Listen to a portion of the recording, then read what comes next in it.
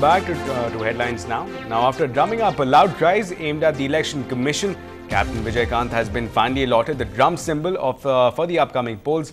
Now, the Election Commission relented after the captain rallied hard for this symbol, but the captain may not enjoy reading the fine print of the Election Commission's move. The Commission has slapped the condition that this is only a one-time exception, which means that for the next elections, the party will have to reapply for the same.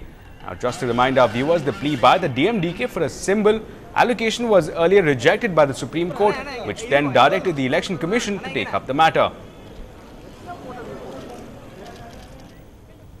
And well, it's not just the parties who find themselves in overdrive ahead of the elections. The Election Commission, as some would say, is putting the pedal to the metal rather. Now, for informing voters about various initiatives to help the elections register in the public mind, posters are being put up in hospitals, banks and bus stands. Now, meanwhile, members of the youth are being encouraged to exercise their right to vote. In fact, to this end, the Election Commission has also released a video featuring prominent personalities.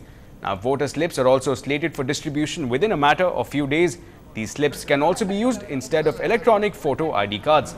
Now, apart from this, the body has said that the opinion polls will be allowed only till the evening of 11th of April, while exit polls will be banned from the morning of the 4th of April till the evening of 10th of May.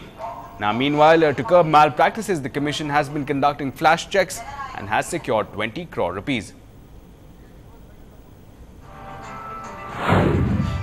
Any political party can promise a platform to the people on which they want the people to vote. So as of now, there is nothing in the law which says that political party cannot promise any legal thing. So that is a promise given to people based on which people are going to vote. So that is it. So that doesn't come under the Election Commission purview as of now. Any government has to perform for 5 years. What they are going to perform for 5 years, they are telling upfront. There is nothing wrong in this, telling upfront what we are going to do now, instead of not promising and doing it later.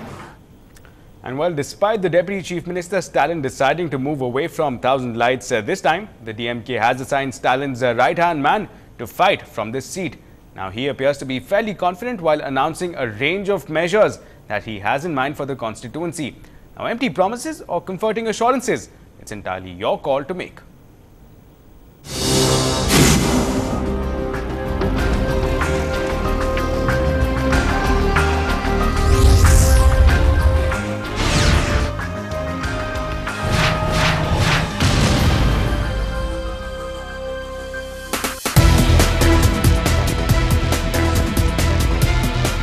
I am Hassan Mohammed Jinnah, DMK candidate for Thousand Lake constituency.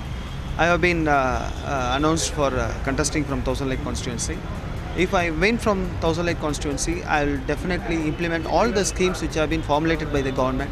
And I have so many plans for the betterment of the Thousand Lake constituency. I will make it the Thousand Lake constituency as a model constituency of the state. Well, in some national news now, the Delhi section of the National Opposition Party, the BJP, held a protest outside the State Assembly and asked for a CBI probe into the revelation of the Sunglu Committee. Now, the BJP members have said that they will carry on their protests inside the House as well as until the government accepts their demand and orders a CBI probe. इस सत्र के आरंभ में जो 3 मुद्दे उठाए गए थे पूरे विपक्ष के द्वारा, वो थे, एक तो स्पेक्ट्रम स्कैम था 2G का, और एक था CWG, और एक था तीसरा बम्बई का डिफेंस का अदर सोसाइटी।